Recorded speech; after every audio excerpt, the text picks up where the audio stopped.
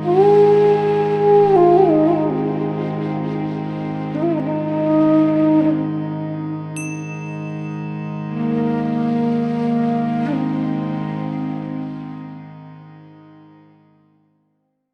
is taking things personal.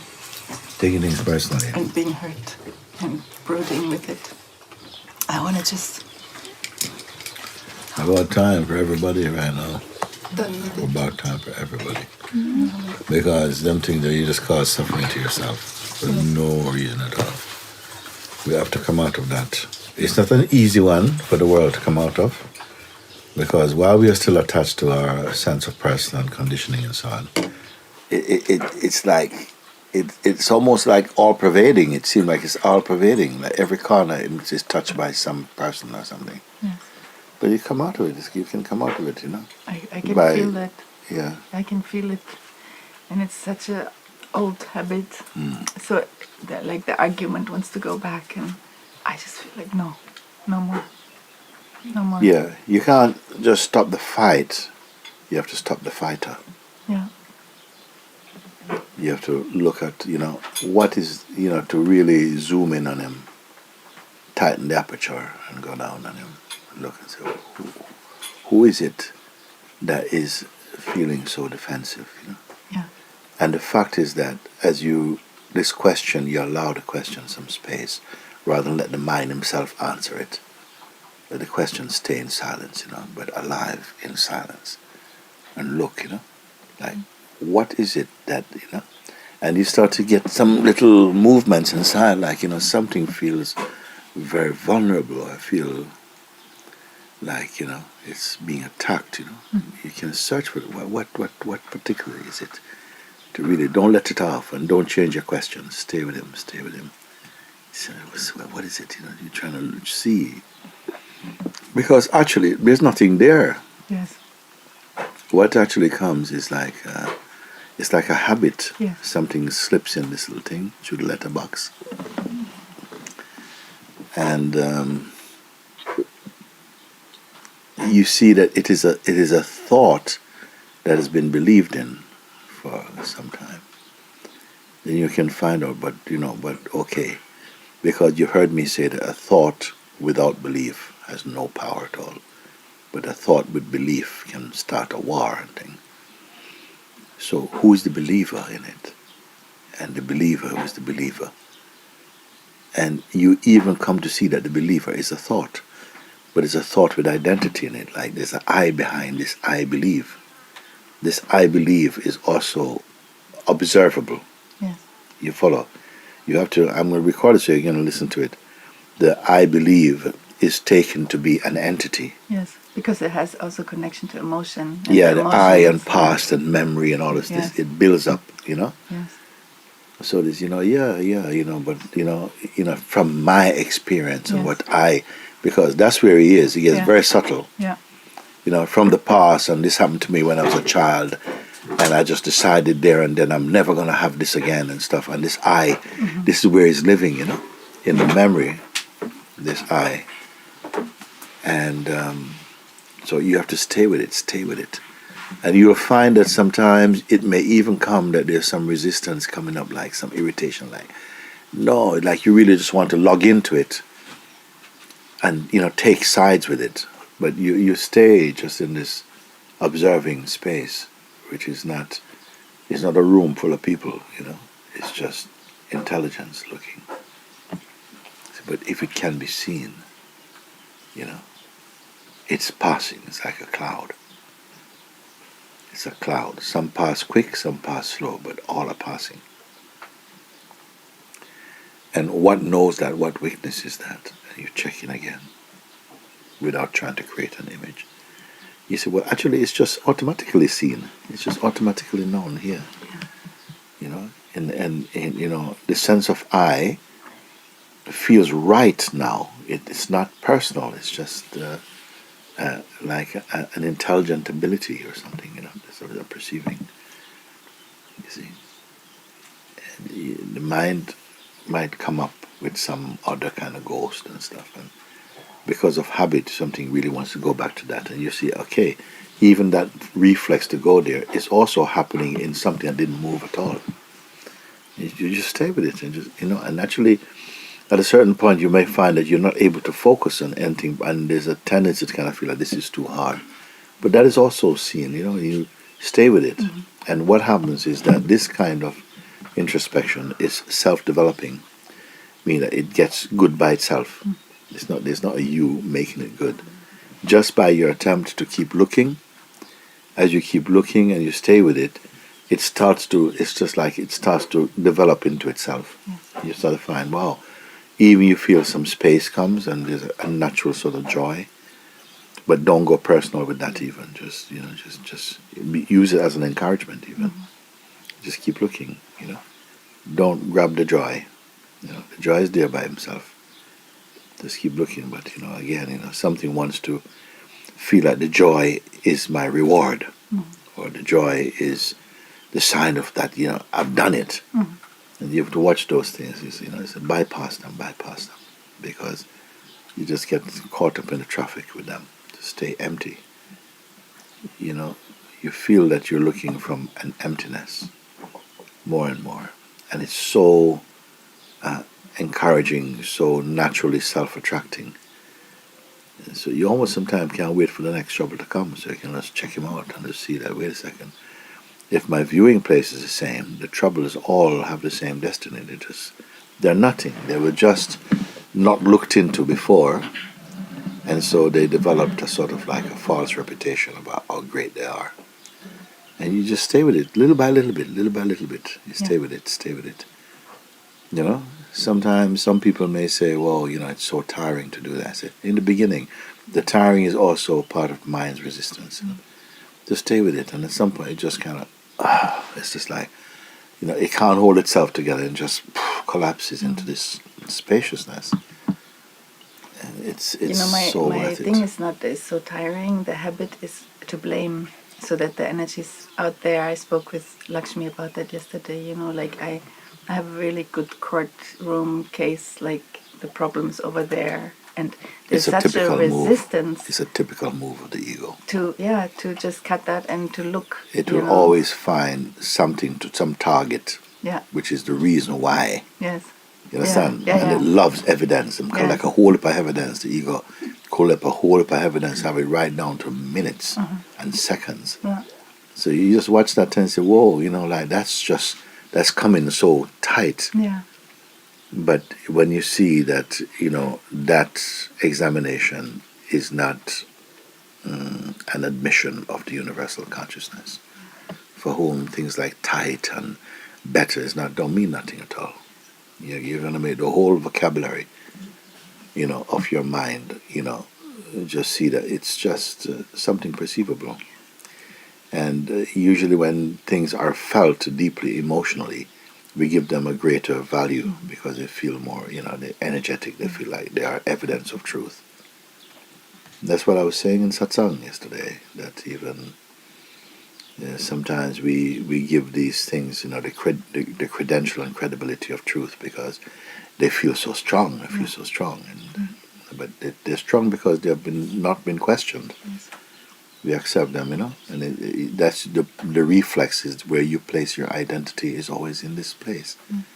And it's not stable, but the mind and memory gives it a sense of continuity and depth, but it's not. It's very strobic, the way the mind is. It keeps flashing up like this. It can't be continuous. The only thing that's continuous, even the word is not right to say that itself is continuous. Because when something is infinite, it can't be continuous. It's just everywhere present. Now continue to go where? It's just perfect. But it starts like little small steps, You end up making huge leaps. But it's just to break that, status quo in the mind, because it's easy. If you play this thing over and over again, it's easy just to, Yeah. I feel now like a few days ago I sat with this thing the whole day. I had a day off and there was such a spaciousness, and now I feel almost like an excitement about I got him, like it's like I got you, you're not gonna you know. But then yesterday I slipped in You again. And you get him, and while you get him, get the ghetto. get the ghetto too, and then get out of the ghetto. One ghetto. Thank you. This is this is the, if some of these quintessential pointings, if you follow them, it's that they are enough. They're so they're so wide in their impact. It's amazing. You can spend lifetimes trying to study techniques which the ego is going to carry out, but not really. Mm-hmm. But if you catch him, you understand. Where do you see it? What is ego like? The whole. When I say something like,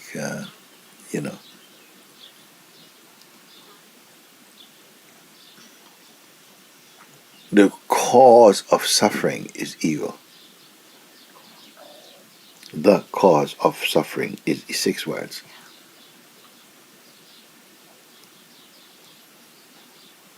And that the cure for suffering is the exposing that you're not the ego.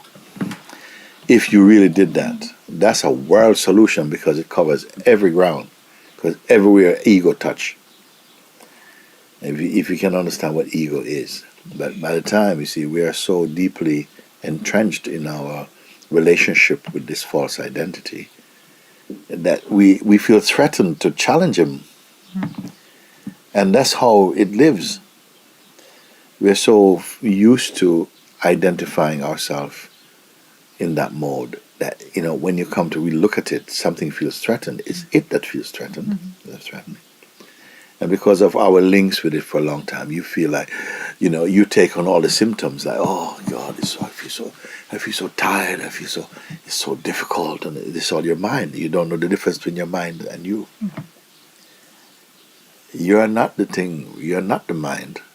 You are before the mind. You're before the feelings. Before everything are there. You're before. And when all of them came, you never change you.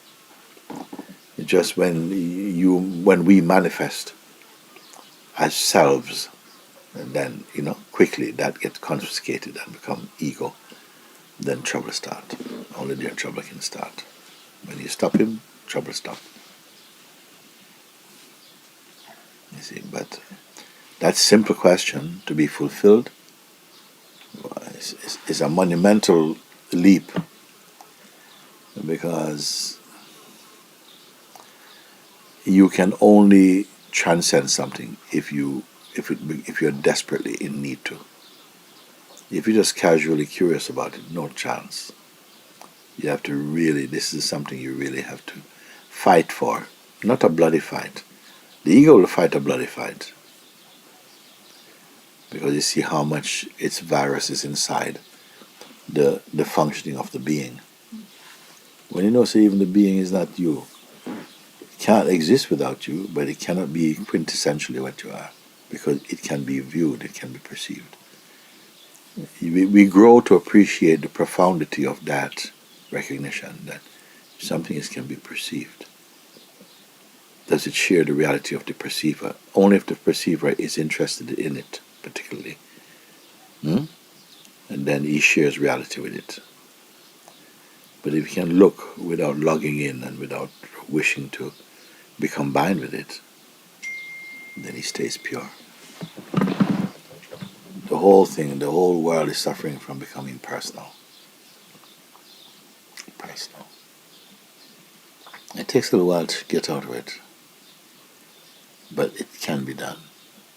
And after all, it's not true. It's not true. And the truth is that you are what you're seeking. It makes you want to celebrate too early, but at least wait a second, I don't have to go and fix myself and undo all the wrong things I've done. I said, well, no, you couldn't anyway. You know what I'm saying? So now when you wake up, you don't have to wake up from this part of the dream and that part of the dream. You wake up from the whole dream. You see, I woke up from this bad part of the dream, but I like this good part of it. You wake up from all of the dream. But it starts with you, by you coming here yourself of your own volition. you come and present this is already a step into your freedom. You know?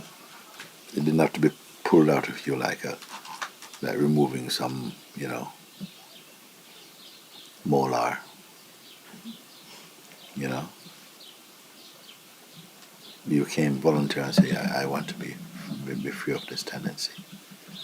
And in one way I could put it and say, well, something, if you understand, the freedom starts there, but now it's got to soak right through. Like if you throw a stone in the river, it's going to take a while before it drops to the bottom, but it can't not drop to the bottom. Yeah. So you throw the stone in the river, and it has to soak in, has to go down to the bottom. And so the understanding has to go right down into the bottom. It's good. I always admire and feel happy when people come and they say, yeah, I got this problem, I think I'm giving too much attention to this. And so I say, really? Come sit down and let's take a look at that. Because I know how nice it is to be free of that. How nice it is to be free of that duppy. I read in one of the books from you, somebody asking you, why is it still hurting? And you said, hurting me, and you said, because there's still a me. And I can really, my whole attention is to identify what that is in me, this me. That means that's a dream. Yeah. It's a habit. Yeah. And I really don't. Why? That is a super card. Engage anymore. That's the super card. That is the passport inside. Yeah.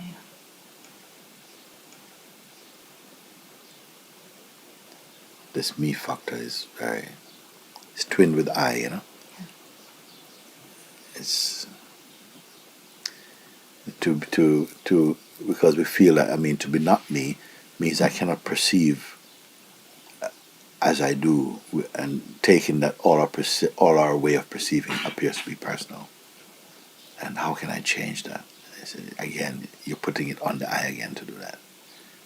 But if you can see that the I itself is observable, you must go to that place where I is observable. That's not observing the one who observes the I.